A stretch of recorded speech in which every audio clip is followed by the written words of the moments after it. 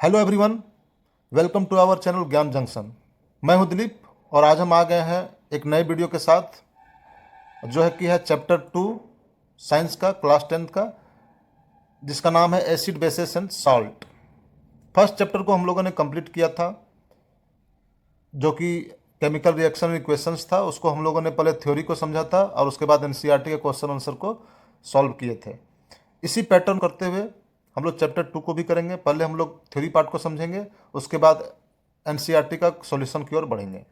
तो चलिए बिना कोई देर किए हुए हम लोग चलते हैं सीधे थ्योरी की ओर। समझते हैं कि व्हाट इज एसिड। एसिड क्या है? एसिड को हम लोग अम्ल बोलते हैं। एसिड कहते किसको हैं?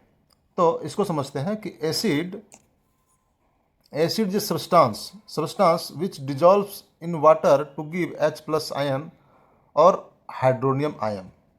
मतलब कि ऐसा सब्सटेंस होता है एसिड कि अगर हम उसको वाटर में घुलाएंगे, वाटर में मिलाएंगे, तो वाटर में जाके वो डिसोसिएट हो जाएगा, वो टूट जाएगा, ब्रेक हो जाएगा H+ आयन और या फिर हाइड्रोनियम आयन में। H+ आयन को हाइड्रोजन आयन बोलते हैं और ये हाइड्रोनियम आयन में भी टूट सकता है। कहने का मतलब ये है कि एसिड जो होता है वो H+ आयन को रिलीज करता है या फिर हाइड्रोनियम आयन को रिलीज करता है। हाइड्रोनियम आयन जो बनता है वो अगर H+ आयन के साथ अगर हम H2O को मिक्स करेंगे तो जो बनेगा वो हाइड्रोनियम आयन बनेगा। तो वैसा सब्सटेंस है जो कि H+ आयन या हाइड्रोनियम आयन को रिलीज करता है। पहला उसका कैरेक्टरिस्टिक हो गया। दूसरा इसका कैरेक्टरिस्टिक हो गया कि एसिड जो होता है वो टेस्ट जो होता है वो सोर होता है। सोर मतलब क्या? खट्टा होता है, जनरली खट्टा होता है। ऐसा नहीं है कि जितना भी एसिड होगा वो सब खट्टा ही होगा, बट मोस्टली जो एसिड होता है वो का टेस्ट खट्टा होता है। दूसरा होता है turn blue litmus into red. ये इंडिकेटर होता है जो हम लोग नेक्स्ट पॉइंट में देखेंगे कि रेड लिटमस को ब्लू लिटमस को रेड कर देता है acid. Acid solution conduct electricity. Acid solution जो होता है वो इलेक्ट्रिसिटी को कंडक्ट करता है। क्यों कंडक्ट करता है? इलेक्ट्रिसिटी को कंडक्ट करने के लिए हमें फ्री आयंस चाहिए, जो कि ये फ्री आयंस एसिड प्रोवाइड करता है, इसीलिए इलेक्ट्रिसिटी को कंडक्ट करता है। Release H+ ions in equals solution. H+ ion को इक्वस सॉल्यूशन में H+ आयन को रिलीज करता है। मतलब इक्वस सॉल्यूशन का क्या मतलब होता है? ऐसा सॉल्यूशन जिसका सॉल्वेंट वाटर हो। जिसका सॉल्वेंट वाटर होगा that solution is called equals solution.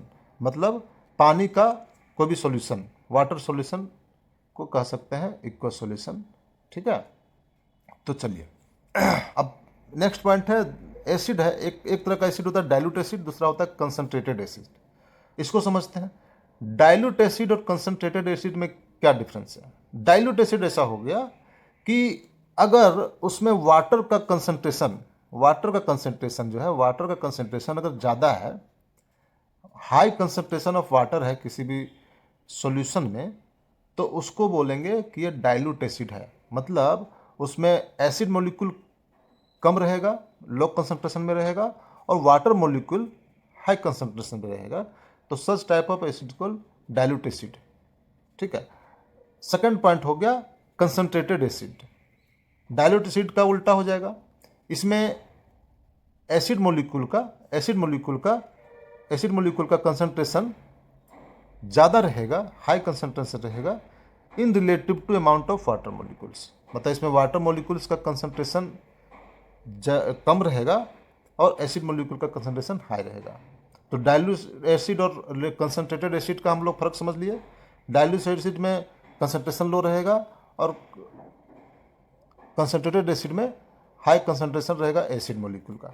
ठीक है। डाइल्यूशन के केस में हम लोग को एक चीज़ और ध्यान रखना है कि जब एसिड का डाइल्यूशन होता है तो हम लोग एसिड में वाटर को मिलाएंगे या वाटर में एसिड को मिलाएंगे, इसको ध्यान रखना है। क्यों? क्योंकि अगर हम लोग एसिड में स्मॉल अमाउंट ऑफ वाटर मिलाएंगे तो एक एक्जोथर्मिक रिएक्शन है। तो एक्जोथर्मिक रिएक्शन मतलब उसमें large amount of heat release होगा अगर हम एसिड में वाटर को मिलाएंगे तो जिसके कारण क्या होगा कि हमारा आसपास का सराउंडिंग्स में इतना एनर्जी रिलीज होगा कि फिजिकल इंजरी हो सकता है। तो डाइल्यूशन के लिए हम लोग को वाटर का है भरा हुआ हमारा है, उसमें हम small amount of 1 drop of acid डालेंगे। दैट इज द ये हमारा डाइल्यूशन का सही तरीका है।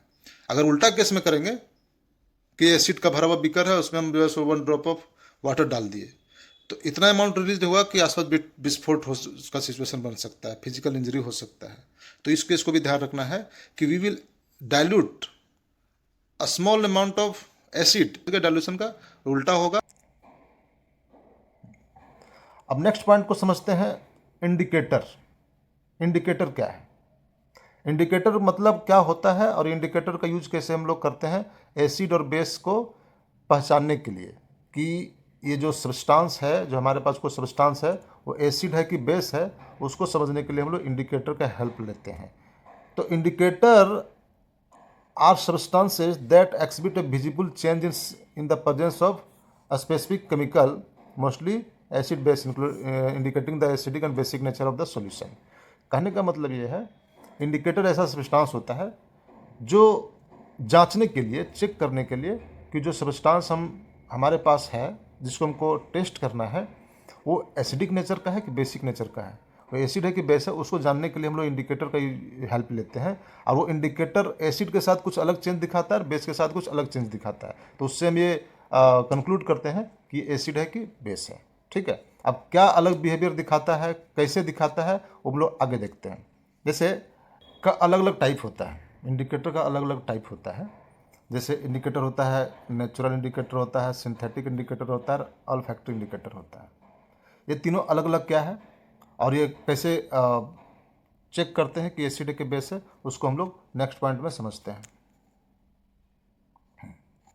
तो पहला है नेचुरल इंडिकेटर। पहला क्या है? Natural indicator. इंडिकेटर को समझते हैं। नेचुरल इंडिकेटर वैसे इंडिकेटर को बोलते हैं जो कि हमको नेचुरल सोर्स से प्राप्त होता है, मतलब कि नेचर में पहले से अवेलेबल होता है। इसको हम लोग ऑर्गेनिक इंडिकेटर भी कह सकते हैं कि हमारा ये सोर्स में पहले, नेचुरल सोर्स में, नेचर में पहले से अवेलेबल होता है। तो नेचुरल इंडिकेटर का पहला एग्जांपल है लिटमस, जिसको हम लोग लिटमस पेपर बोलते हैं। लिटमस पेपर जो कि लाइकन से प्राप्त होता है, ठीक है ना। और ये 2 कलर में आता है, ब्लू और रेड। ठीक है, ब्लू और रेड। उसमें क्या करते हैं हम लोग, इसमें नेचुरल इंडिकेटर का यूज कैसे करते हैं चेक करने के लिए कि ये एसिड है कि बेस है। तो जो अगर लिटमस पेपर को हम लोग अगर एसिड में डालेंगे, एसिड में डुबोएंगे, तो वो क्या करेगा, लिटमस पेपर अगर ब्लू है तो उसको रेड कर देगा। लिटमस पेपर अगर ब्लू है तो उसको रेड कर देगा, अगर उसको एसिड में डालेंगे तो रेड कर देगा। अगर वो रेड कर दिया तो समझेंगे कि ये जो सब्सटेंस हमारे पास था वो एसिड था। तो ये इंडिकेटर हो गया। इंडिकेट हमको पता करने के लिए, डिफ्रेंशिएट करने के लिए हो गया कि litmus paper turns to red from blue, मतलब ब्लू से रेड हो गया, तो उसको हम बोलेंगे कि ये एसिड था, इसलिए वो ब्लू से रेड कर दिया। इसको कैसे ध्यान, और बेस के केस में उल्टा हो जाएगा। बेस के केस में रेड लिटमस रहेगा तो उसको ब्लू कर देगा। तो इन शॉर्ट ये कह सकते हैं कि लिटमस पेपर ब्लू से रेड करेगा in the presence of acid. इसको ध्यान रखना है। कैसे ध्यान रखना है? ध्यान रखने का कुछ तो हम लोग एक ट्रिक ले सकते हैं। ठीक है, अक्सर क्या होता है कि कन्फ्यूजन हो जाता है कि ब्लू से रेड एसिड में होता है कि बेस में होता है, क्योंकि जो होगा उसका उल्टा होगा। जैसे ब्लू से रेड अगर एसिड में हो रहा है तो रेड से ब्लू बेस में होगा। इसको याद रखने के लिए एक तरीका अपना सकते हो कि एसिड जो होता है, एसिड अगर किसी को दे दोगे तो एसिड क्या होता है, जनरली थोड़ा स्ट्रॉन्ग एसिड जो होता है वो हाईली कोरोसिव होता है, वो मतलब जलन पैदा करता है। तो गुस्सा से लाल हो गया, गुस्सा से लाल हो गया मतलब लाल हो गया, तो एसिड जो रहेगा वो ब्लू को रेड कर देगा। इसको ऐसे भी याद रख सकते हैं। एक चीज़ आप याद रख लिए कि ब्लू टू रेड मतलब एसिड रेड, एसिड जो है सो ब्लू से रेड कर दिया। अब उसको याद रख लिया तो फिर उल्टा तो बेस हो जाएगा कि रेड से ब्लू जो है सो बेस कर देगा। तो एक चीज़ आपको ध्यान रखना है कि एसिड जो होता है ब्लू से रेड कर देता है। ठीक है, चलिए नेक्स्ट पॉइंट की ओर चलते हैं। नेक्स्ट है हमारा टर्मरिक। नेक्स्ट हमारा जो है टर्मरिक, जिसको हम लोग बोलते हैं हल्दी। हल्दी का कलर आप लोगों को पता है, हल्दी का कलर जो है सो येलो होता है, ठीक है ना, पीला होता है। तो हल्दी क्या करता है कि अगर हल्दी हम लोग डालेंगे एसिड में तो एसिड के साथ कोई कलर चेंज नहीं करेगा। एसिड के साथ there is no any colour change. तो अगर कलर चेंज नहीं हुआ तो समझ जाएंगे कि एसिड है। लेकिन अगर उसको हम डालेंगे बेस में उसी हल्दी को तो कलर चेंज कर देगा। और नॉर्मली वो कलर चेंज होगा, हल्का सा रेड हो जाएगा, रेडिश ब्राउन भी बोल सकते हैं, मतलब येलो से रेड की तरफ शिफ्ट हो जाएगा, वो तो कलर चेंज हो जाएगा जो कि विजिबल होगा। अगर कलर चेंज हो गया, हल्का सा ब्राउनिश हो गया या रेडिश हो गया, तो समझ जाना होगा कि ये बेस है। तो दो तरह का नेचुरल इंडिकेटर्स है जिससे हम पता कर सकते हैं कि कोई भी दिया हुआ सब्सटेंस जो है वो हमारा एसिड है कि बेस है। इस पॉइंट को हम लोग समझ गए। चलिए नेक्स्ट पॉइंट की ओर चलते हैं। नेक्स्ट पॉइंट है सिंथेटिक इंडिकेटर। क्या है नेक्स्ट? Synthetic indicator. अब सिंथेटिक इंडिकेटर क्या है? Synthetic indicators are man made chemical substance. Man made मतलब ये बनाया हुआ है, लेबोरेटरी में बनाया गया है। इसको ये नेचुरली नहीं मिलता है, नेचर में नहीं मिलता है, इसको बनाया गया है, इसलिए लोग बोलते हैं सिंथेटिक इंडिकेटर। ठीक है ना? मैं इसको मतलब मैन मेड इंडिकेटर भी बोल सकते हैं। ठीक है। उसका जनरली दो तरह का होता है। एक होता है फिनोप्थिलिन, एक होता है मिथाइल ऑरेंज। एक होता है फिनोप्थिलिन, दूसरा होता है मिथाइल ऑरेंज। ठीक है। तो फिनोप्थिलिन और मिथाइल ऑरेंज में क्या करना होता है, कैसे पता चलता है, कैसे टेस्ट करते हैं कि एसिड है कि बेस है? ठीक है। टेस्ट करने क्या करते हैं, देखिए यहाँ पे देख रहे होंगे कि फिनोप्थिलिन अगर हम डालेंगे एसिड में, एसिड में अगर फिनोप्थिलिन को डालेंगे तो क्या होगा कि कोई कलर चेंज नहीं होगा। किसका? फिनोप्थिलिन का।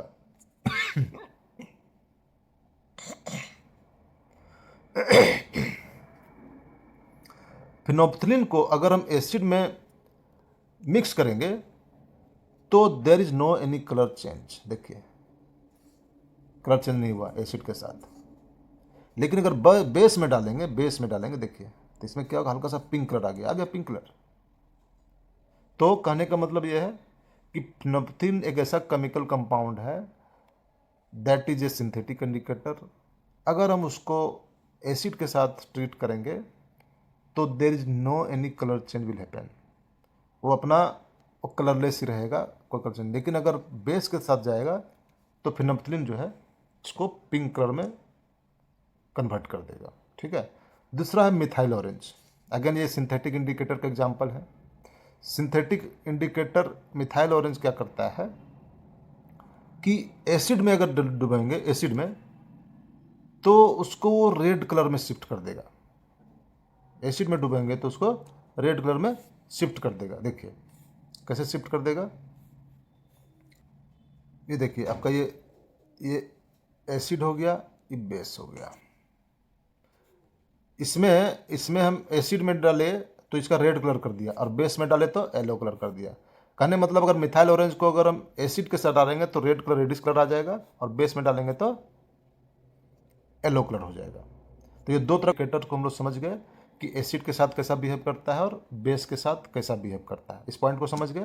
तो चलिए अब हम लोग चलते हैं नेक्स्ट पॉइंट की ओर। तीसरा पॉइंट है, थर्ड पॉइंट है all factory indicators. All factory indicators किसको बोलते हैं?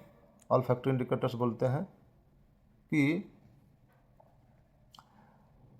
अभी तक हम लोगों ने क्या देखा था एसिड को पहचानने के लिए कि टेस्ट से पता लगा सकते थे कि एसिड है कि बेस है। अगर एसिड रहेगा तो वो खट्टा होगा, मोस्टली खट्टा होता है, मोस्टली होता है। Every acid does not have the taste of, sour taste नहीं होता है जिसका, कि उसका हमेशा खट्टा ही रहेगा। टेस्ट से पता लगा लिए, उसमें हम अब देख के पता लगा लिए, मतलब देख के कैसे पता लगा, वो जो इंडिकेटर हम लोग दिए थे अभी तक हम लोग देख देख के ही पता लगा रहे थे, कलर चेंज हो रहा था। ठीक है ना? तो कलर चेंज विजिबिलिटी से हम लोग पता लगा रहे थे देख के कि वो एसिड है कि बेस है, मतलब हम लोगों ने देख के पता लगा लिया। दूसरा हम लोग टेस्ट करके पता लगा लिया। अब तीसरा तरीका ये होता है कि हम लोग को सूंघ के भी पता लगा सकते हैं। तीसरा इंडिकेटर हो गया सूंघ के पता लगाने का। तो जो सूंघ के पता लगाते हैं ऑल्फैक्टरी इंडिकेटर, जिसको हम लोग सूंघने वाला सूचक बोलते हैं, जिसको हम लोग स्मेल से पता लगाते हैं कि स्मेल से पता चल जाएगा कि एसिडिक है कि बेसिक है, एसिडिक है कि वनीला। अब क्लोव ऑयल, क्लोव ऑयल हम लोग उसको बोलते हैं लौंग, जिसको लौंग को क्लोव बोलते हैं। प्याज, प्याज को हम एसिड के साथ मिक्स करेंगे तो उसका जो ओरिजिनल स्मेल है प्याज का वो नहीं जाएगा, वो एकदम वैसा ही रहेगा एसिड के साथ। ये ध्यान रखना है कि एसिड के साथ प्याज का जो गंध है वो वैसे ही रहेगा, उसमें कोई भी गंध चेंज नहीं होगा। लेकिन बेस के साथ उसका स्मेल चला जाएगा, बेस के साथ उसका स्मेल चला जाएगा। मतलब एसिड के साथ स्मेल रहेगा और बेस के साथ स्मेल चला जाएगा। सेम चीज़ वनीला के साथ होगा, वनीला के साथ स्मेल रहेगा, बेस के साथ चला जाएगा। और सेम चीज़ क्लोव ऑयल मतलब लौंग के साथ भी होगा कि एसिड के साथ रहेगा और बेस के साथ चला जाएगा। तो पॉइंट ये है, इसको ध्यान रखने का एक ही तरीका है कि ऑल फैक्टर इंडिकेटर्स जितना हम लोग देखें उसमें एसिड के केस में चाहे वो ऑनियन हो, चाहे वनीला हो, चाहे क्लोव ऑयल हो, तीनों में स्मेल में कोई चेंज नहीं हो रहा है। मतलब स्मेल हमारा उसी तरह से बरकरार रह रहा है एसिड के साथ। लेकिन बेस के साथ तीनों के केस में स्मेल गायब हो जा रहा है। तो सूंघ के पता लगा सकते हैं कि अगर सूंघ के पता लगा सकते हैं कि अगर स्मेल रह गया जो उसका ओरिजिनल स्मेल है, चाहे वो ओनियन का हो, चाहे वनीला का हो, चाहे वो लौंग का हो, क्लोव ऑयल का हो, अगर वो स्मेल उसका उसी तरह से बरकरार रह गया तो समझ जाएंगे कि जो मिलाया है वो एसिड है। अगर स्मेल गायब हो गया तो समझ जाएंगे कि बेस है। तो ये हो गया, इस पॉइंट को हम लोग समझ गए। चलिए हम लोग नेक्स्ट पॉइंट की ओर चलते हैं। नेक्स्ट पॉइंट है कि अभी तक हम लोगों ने समझ लिया कि एसिड क्या होता है, उसका प्रॉपर्टी क्या होता है, उसको कैसे पहचानेंगे अलग अलग इंडिकेटर का यूज करके, जो कि हम लोग इंडिकेटर देखे, natural indicator, synthetic indicator, all factor indicators. 3 type का इंडिकेटर्स कैसे पहचानेंगे, उसका क्या तरीका है पहचानने का एसिड और बेस का। अब हम लोग आते हैं कि एसिड का क्लासिफिकेशन क्यों समझते हैं कि एसिड किस किस टाइप का एसिड होता है, ठीक है ना, कहाँ मिलता है, क्या एसिड होता है, कौन सा बनता है, उस पॉइंट को हम लोग अब समझते हैं क्लासिफिकेशन ऑफ एसिड में, ठीक है ना। क्लासिफिकेशन एसिड में समझते हैं तो उसका जो क्लासिफिकेशन होता है वो अलग अलग टाइप से होता है। जैसे based on their occurrence and source, मतलब कहाँ से हम लोग को मिलता है उसके बेसिस पे हम लोग पहले क्लासीफाई करते हैं एसिड को, कि जो एसिड जो मिल रहा है वो या तो वो पहले से प्रेजेंट है नेचर में, या फिर हम उसको बना रहे हैं किसी प्रोसेस के द्वारा, ठीक है।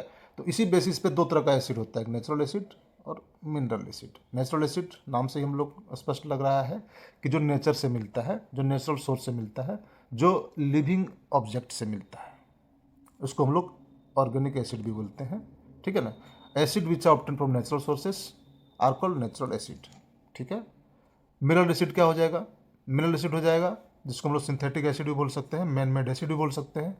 Synthetic acid, man made acid, नाम से ही है बनाया हुआ, जो बनाया गया है, जो पहले से नेचर में प्रेजेंट नहीं था।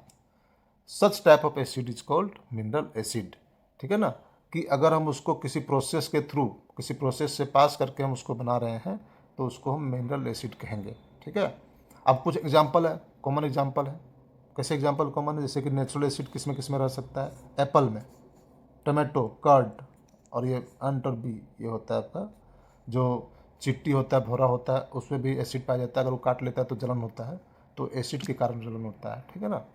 तो एप्पल में होता है मेलिक एसिड, टोमेटो में होता है ऑक्जेलिक एसिड, कर्ड में होता है लैक्टिक एसिड, दही में लैक्टिक एसिड होता है, और ये अंट और बी, ये अगर इसमें होता है फॉर्मिक एसिड, जो कि पहले से प्रेजेंट, नेचुरली प्रेजेंट है, लिविंग ऑब्जेक्ट में प्रेजेंट है, ठीक है। मिनरल एसिड का एग्जाम्पल हो गया HCl, H2SO4, HNO3 और H2CO3 कार्बोनिक एसिड, ठीक है ना। तो नेचुरल एसिड और मिनरल एसिड को हम लोग को समझ गए, ठीक है। चलिए नेक्स्ट पॉइंट की ओर चलते हैं। हाँ, नेक्स्ट क्लासिफिकेशन अब करेंगे हम लोग एसिड का बेस्ड ऑन दियर स्ट्रेंथ, मतलब उसके स्ट्रेंथ पे क्या अलग अलग टाइप का एसिड हो सकता है। पहला हम लोगों ने देखे थे classification based on their sources, based on their occurrence, कि कहाँ से प्राप्त होता है, कहाँ से मिलता है, उसके बेसिस पे हम लोगों ने क्लासीफाई किया एसिड को। अब देखते हैं एसिड को कि स्ट्रेंथ के बेसिस पे कि क्या स्ट्रेंथ है उसका, क्या स्ट्रेंथ है। जैसे 2 तरह का एसिड होता है स्ट्रेंथ के बेसिस पे, एक होता है स्ट्रॉन्ग एसिड, दूसरा होता है वीक एसिड। मतलब स्ट्रॉन्ग एसिड मतलब ताकतवर एसिड। अब ताकतवर एसिड क्या होता है, क्या ताकत है एसिड का, एसिड का ताकत क्या है, और वीक एसिड क्या है, कमजोर एसिड क्या है, दुर्बल एसिड क्या है, दुर्बल अम्ल क्या है, उसको समझते हैं। Strong acid, strong acid, acid का प्रॉपर्टी में हम लोग क्या देखे थे कि जो H प्लस आयन को रिलीज करेगा, जो H प्लस आयन को रिलीज करेगा उसको हम लोग बोलते हैं एसिड। तो ऑब्वियस सी बात है कि अगर किसी को स्ट्रॉन्ग एसिड बोल रहे हैं तो इसका मतलब वो H प्लस आयन को बहुत ज़्यादा रिलीज करेगा, पूरा रिलीज करेगा। जब उसको वाटर के साथ डिसोसिएट करेंगे तो H प्लस आयन रिलीज कर देगा कंप्लीटली, पूरा, मेजरली ज़्यादा करेगा। अगर ज़्यादा H प्लस आयन रिलीज करेगा तो हम ये कहेंगे कि ये स्ट्रॉन्ग एसिड है, ठीक है ना। और वीक एसिड किसको बोलेंगे, जो स्मॉल अमाउंट में करेगा, जैसे कि जब उसको वाटर में प्रोड्यूस डिसोसिएट होगा वाटर में तो small amount of H plus ion को रिलीज करेगा, पार्शियल, मतलब पूरा कंप्लीट डिसोसिएट नहीं होगा, H प्लस आयन रिलीज नहीं होगा, तो उसको वीक एसिड बोलेंगे। तो समझ गए वीक एसिड और स्ट्रॉन्ग एसिड को, ठीक है। कुछ एग्जांपल है स्ट्रॉन्ग एसिड का, एग्जांपल HCl है, हाइड्रोक्लोरिक एसिड, सल्फ्यूरिक एसिड और नाइट्रिक एसिड। वीक एसिड का एग्जांपल है एसिटिक एसिड जो विनेगर में पाया जाता है, ठीक है, कार्बोनिक एसिड। तो ये वीक एसिड का एग्जांपल है, ठीक है ना। देखिए यहाँ पे इससे समझिए HCl जो स्ट्रॉन्ग एसिड क्यों है, क्योंकि इसमें देखिए आपका H प्लस आयन देखिए ज़्यादा है, H प्लस आयन ज़्यादा रिलीज कर रहा है, H प्लस आयन ज़्यादा रिलीज कर रहा है, 1 2 3 मतलब। और ये एसिटिक एसिड में क्या है कि देखिए जब वाटर में उसको मिक्स किए तो एक ही रिलीज का, जस्ट एक इंडिकेट करने के लिए है कि जिसमें H प्लस आयन ज़्यादा रिलीज करेगा तो वो स्ट्रॉन्ग एसिड होगा, जो H प्लस आयन कम रिलीज करेगा वो वीक एसिड हो गया, ठीक है। चलिए नेक्स्ट पॉइंट पर चलते हैं। अब नेक्स्ट पॉइंट को समझते हैं कि chemical properties of acid. Acid का अभी तक हम लोगों ने देख लिया, उसका प्रॉपर्टी देख लिया, क्लासिफिकेशन देख लिया, इंडिकेटर्स को समझ लिए। अब समझते हैं कि एसिड का क्या क्या केमिकल प्रॉपर्टी होता है, ठीक है ना, मतलब उसका रासायनिक गुण क्या क्या है, ठीक है ना, उस पॉइंट को समझते हैं। तो पहला, एसिड का रिएक्शन मेटल के साथ कैसा होगा उसको समझते हैं। तो acid react with metal like zinc, magnesium and iron to produce hydrogen gas and make salt. मतलब अगर हम H2SO4 एसिड है और ये हमारा मेटल है, इन दोनों को रिएक्ट करेंगे तो जो बनेगा वो बनेगा साल्ट, जिंक सल्फेट बनेगा जिसको हम लोग साल्ट बोलते हैं, और हाइड्रोजन गैस रिलीज होगा। मतलब मेटल प्लस एसिड अगर रिएक्ट करेगा तो साल्ट बनाएगा प्लस हाइड्रोजन गैस रिलीज करेगा। इस पॉइंट को ध्यान रखना है कि मेटल और एसिड का जब रिएक्शन होगा तो साल्ट बनेगा और हाइड्रोजन गैस रिलीज होगा। हाइड्रोजन गैस रिलीज होगा, हाइड्रोजन गैस रिलीज हो गया, उसको जानने का तरीका होता है। हाइड्रोजन गैस जो निकलता है वो पॉप साउंड के साथ निकलता है, ठीक है ना। और हाइड्रोजन का एक खासियत, हाइड्रोजन गैस का खासियत ये है कि ये कंबस्टिबल गैस तो है, मतलब ये इसका कंबसन तो होता है बट एक कंबसन में सपोर्ट नहीं करता। ये कंबसन जैसे ऑक्सीजन गैस कैसा होता है, कंबसन में सपोर्ट करता है, ये कंबसन में सपोर्ट नहीं करता है। बट हाइड्रोजन गैस जो होता है वो कंबस्टिबल गैस होता है, इसलिए जनरली इसको हम फ्यूल में भी यूज करते हैं, लेकिन it does not support combustion process. Hydrogen gas का ये गुण है, ठीक है। तो पहला चीज़ रिएक्शन मेटल के साथ कैसा रिएक्ट होगा उस पॉइंट को समझ गए। अब सेकंड है कि अगर हम उसको मेटल कार्बोनेट्स या बाइकार्बोनेट्स के साथ रिएक्ट करेंगे तो ये 3 चीज़ बनाएगा, सॉल्ट बनाएगा, वाटर बनाएगा और कार्बन डाइऑक्साइड बनाएगा। मतलब कैल्शियम कार्बोनेट को अगर हम HCl जो कि एसिड है, कैल्शियम कार्बोनेट्स या बाइकार्बोनेट्स का रिएक्ट करेंगे तो सॉल्ट बनाएगा, वाटर बनाएगा और कार्बन डाइऑक्साइड बनाएगा। 3 चीज़ हमारा ये बनाएगा अगर मेटल कार्बोनेट से बाइकार्बोनेट से रिएक्शन होगा एसिड को तो, ठीक है। सेकंड इसका प्रॉपर्टी हो गया केमिकल प्रॉपर्टी। अब आते हैं नेक्स्ट प्रॉपर्टी की ओर। नेक्स्ट प्रॉपर्टी है कि ये बहुत ही कॉमन रिएक्शन है, बहुत ही कॉमन रिएक्शन है जो हम लोग पहला चैप्टर में भी हम लोग पढ़े थे, that is neutralisation reaction. That is neutralisation reaction. उसमें क्या था, acid plus base equal to से क्या बनेगा, साल्ट प्लस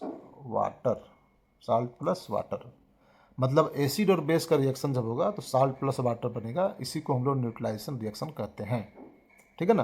तो ये उसी रिएक्शन का बात हो रहा है कि अगर हम एसिड को बेस के साथ रिएक्ट करेंगे तो क्या क्या बनेगा। तो एसिड को अगर बेस के साथ रिएक्ट करेंगे तो साल्ट प्लस वाटर बनेगा and this reaction is called neutralisation reaction, मतलब उसको न्यूट्रल कर दे रहा है एसिड और बेस के रूल को, ठीक है ना। तो इसे HCl एसिड हो गया, NOH जो है सोडियम हाइड्रोक्साइड, उसके साथ जो कि बेस है रिएक्शन करेगा तो साल्ट बनेगा और वाटर बनेगा।